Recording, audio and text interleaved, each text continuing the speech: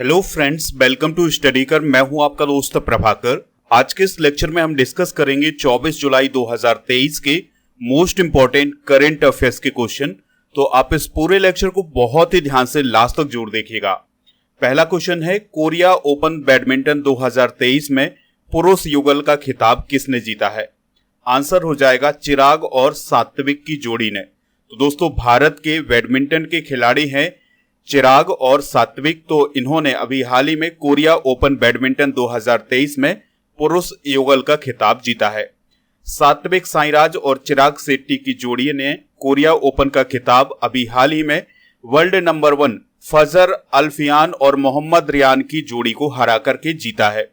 दोस्तों, जो Fajar Alfian है और जो मोहम्मद रियान है, ये इंडोनेशिया के हैं।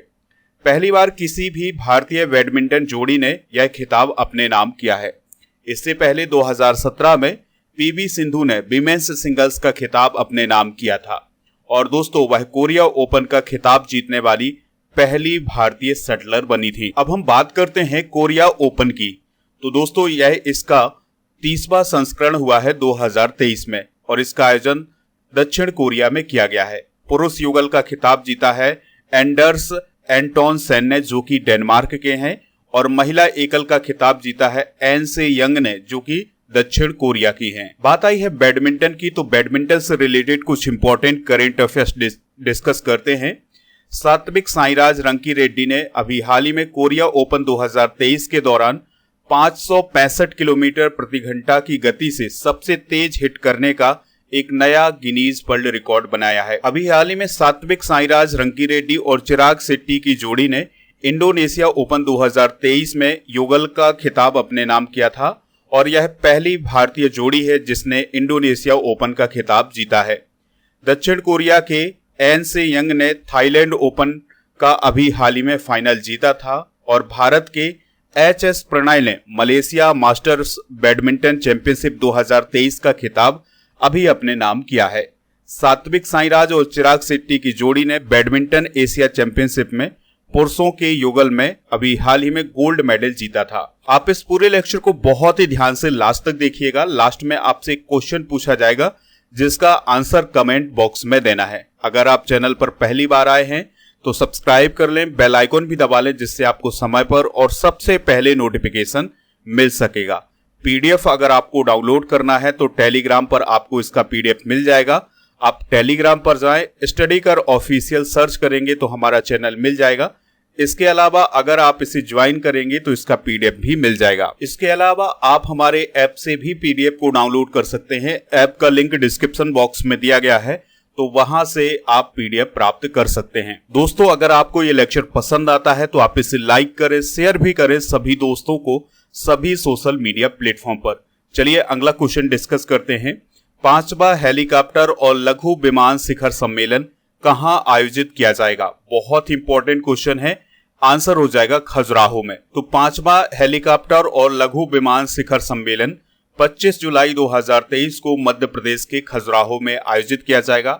इसका उद्देश्य है उद्योग हितधारकों और नीति निर्माताओं के बीच सहयोग को बढ़ावा देना।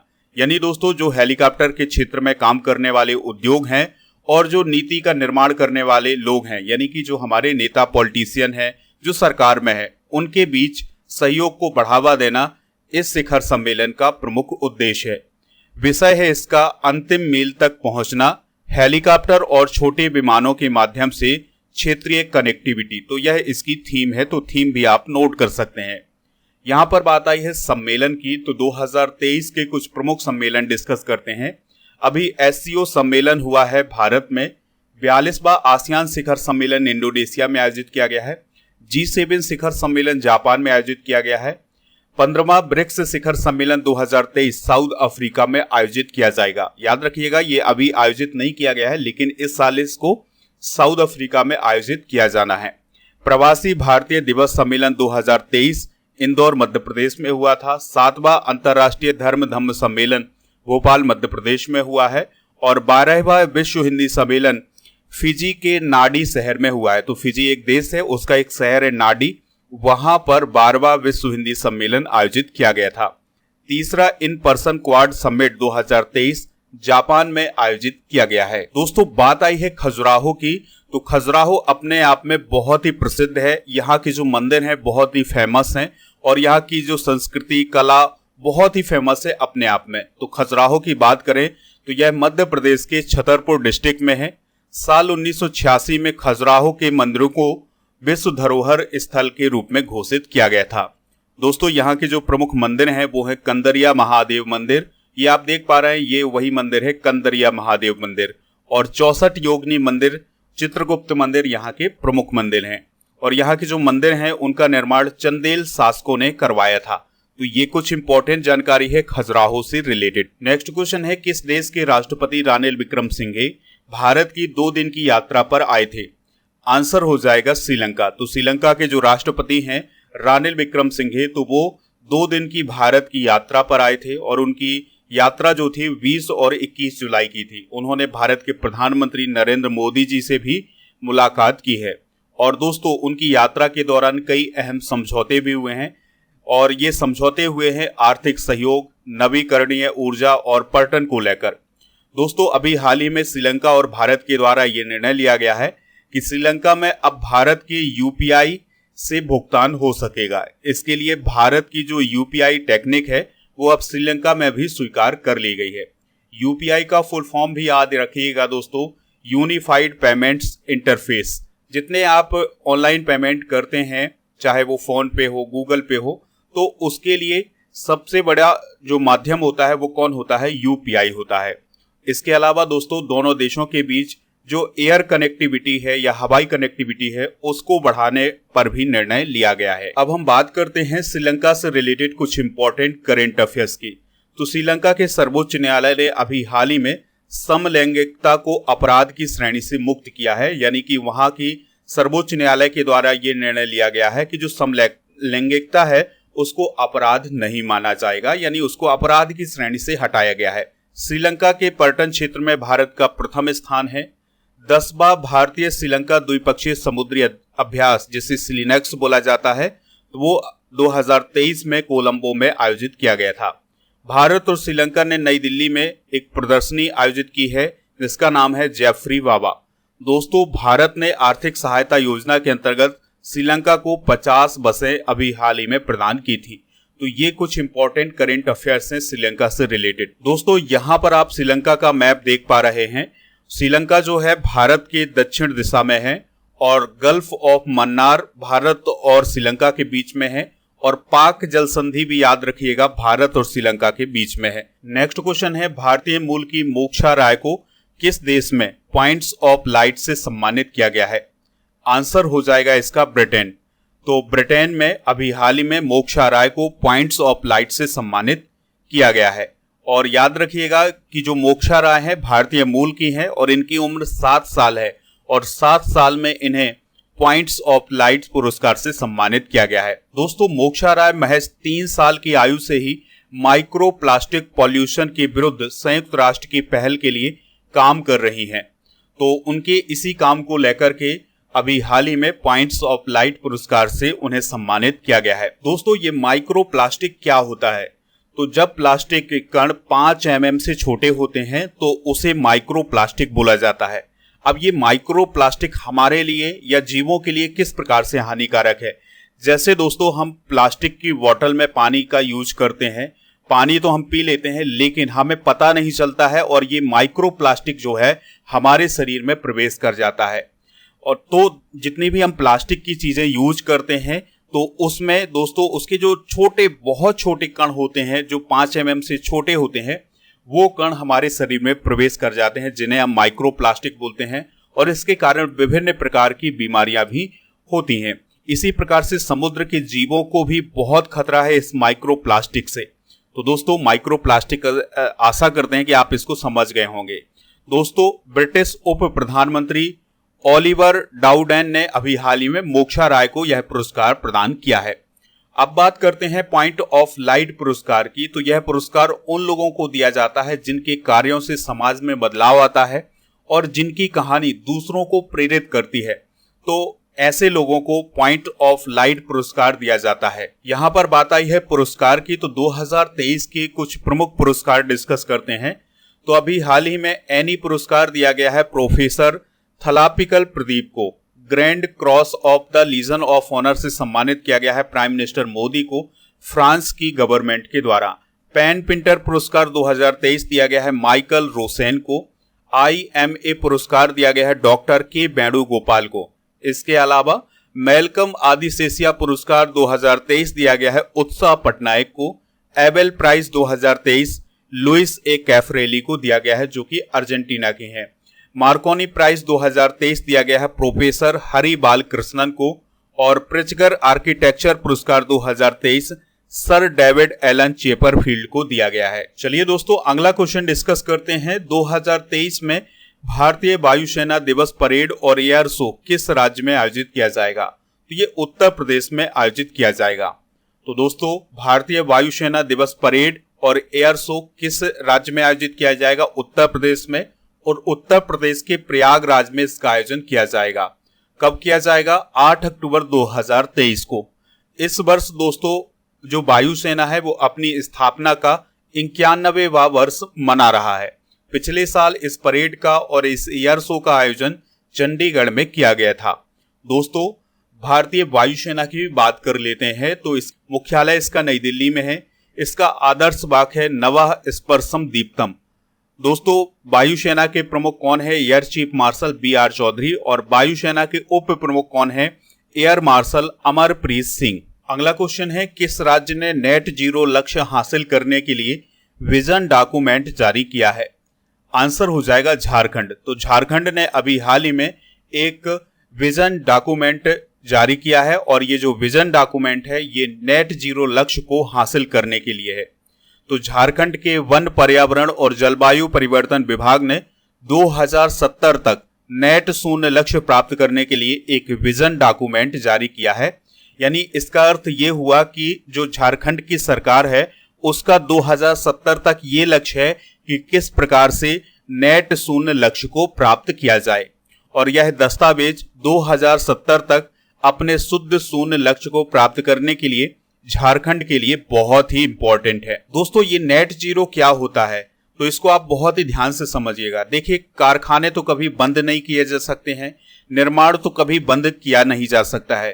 तो कार्बन डाइऑक्साइड या जो कार्बन से संबंधित गैसें हैं या जो ग्रीन हाउस गैसें हैं इनको बंद नहीं किया जा सकता है, लेकिन इनका अवशोषण तो किया जा सकता है।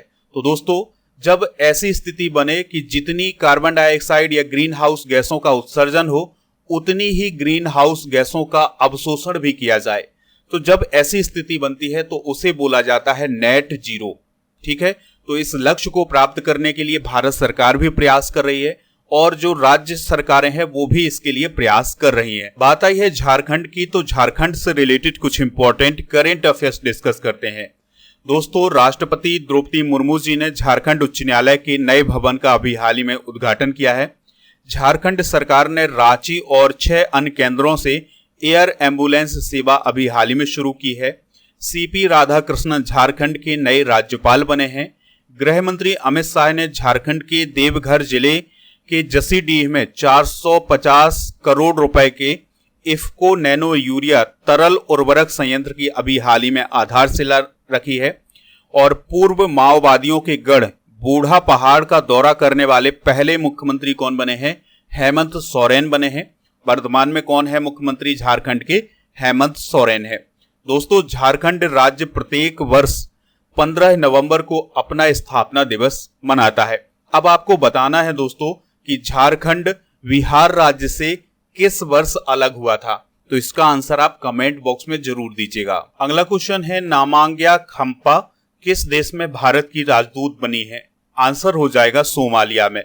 तो दोस्तों नामांग्या सी खम्पा जो है वो सोमालिया में भारत की राजदूत नियुक्त की गई हैं और इसके साथ ही उन्हें केन्या में भारत के हाई कमिश्नर के रूप में भी मान्यता दी गई है। अगर हम बात करें खाम्पा की तो दोस्तों 2002 से 2006 और 2013 से 2016 तक चीन में भारत के राजनयिक मिशन में 2 बार सेवा की है। इसके अलावा उन्होंने यूनाइटेड नेशन में भी काम किया हुआ है। अब हम कुछ भारतीय राजदूत और उच्चायुक्त डिस्कस करते हैं। जैसे अमेरिका में भारत के राजदूत हैं तरनजीत सिंह संधू, जापान में सीबी जॉर्ज, बांग्लादेश में हाई कमिश्नर हैं प्रणय वर्मा, ग्रीस में रुद्र टंडन, ईरान में रुद्र गौरव श्रेष्ठ, सामोआ में नीता भूषण और चांडगढ़ राज्य में डॉक्टर हिज्जूर रहमान है। बात आई है सोमालिया की, तो सोमालिया अफ्रीका कॉन्टिनेंट में है और इसकी जो कैपिटल है वो है मोगादिशु और इसके पड़ोसी देश हैं केन्या, इथियोपिया और जिबूती। तो ये भी आप नोट कर सकते हैं। अगला क्वेश्चन है, पॉप गायक टोनी बेनेट का निधन हो गया है, उनका संबंध किस देश से था? तो दोस्तों पॉप गायक हैं टोनी बेनेट, तो उनका भी हाल ही में निधन हुआ है और वह किस देश से संबंधित थे? अमेरिका से संबंधित थे। हाल ही में हुए कुछ प्रमुख निधन भी डिस्कस करते हैं।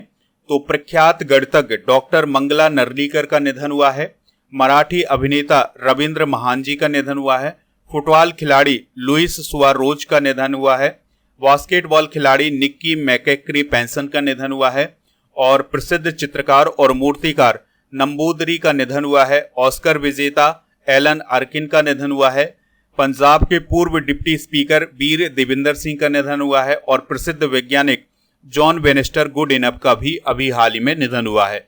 अगला क्वेश्चन है, भारतीय महिला वॉलीबॉल टीम की नई कोच कौन बनी है? नाम है उनका रविंद्र वंशटू। कौन बनी है दोस्तों? रविंद्र वंशटू।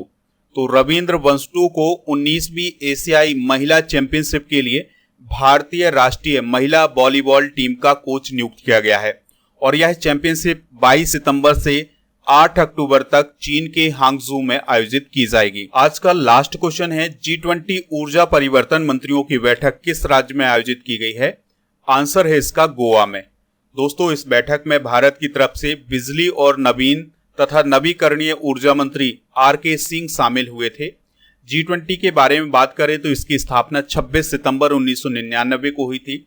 इसके सदस्य 19 देश और यूरोपीय यूनियन है।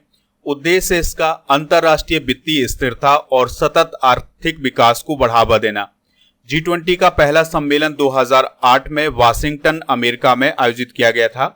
2023 में इसका सम्मेलन भारत में हो रहा है। 2022 में इसका आयोजन इंडोनेशिया में हुआ था और याद रखिएगा दोस्तों 2024 में इसका आयोजन ब्राजील में किया जाना है और 2025 में इसका आयोजन साउथ अफ्रीका में किया जाएगा। तो ये सभी सम्मेलन भी आप नोट कर सकते हैं। चलिए दोस्तों कल के करंट अफेयर्स को रिवाइज करते हैं, फिर इसके बाद जनरल नॉलेज के पिटारे को डिस्कस करेंगे और लास्ट में आपसे एक क्वेश्चन पूछेंगे जिसका आंसर आपको कमेंट बॉक्स में देना है।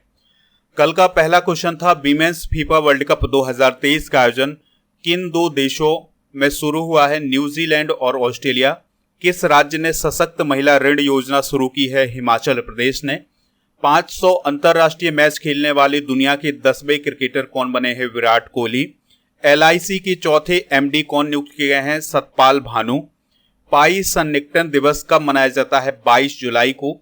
एज द व्हील टर्न नामक पुस्तक का अनावरण किसने किया है? M वेंकैया नायडू ने। न्यूनतम आय की गारंटी विधेयक पारित करने वाला पहला राज्य कौन बना है? राजस्थान। वित्त मंत्री निर्मला सीतारमण ने कहां GST भवन का उद्घाटन किया है? अगरतला में। 2 अक्टूबर 2023 से कौन सा राज्य सिंगल यूज प्लास्टिक का इस्तेमाल बैन करेगा? आसाम। 2011 से अब तक कितने भारतीयों ने नागरिकता छोड़ी है?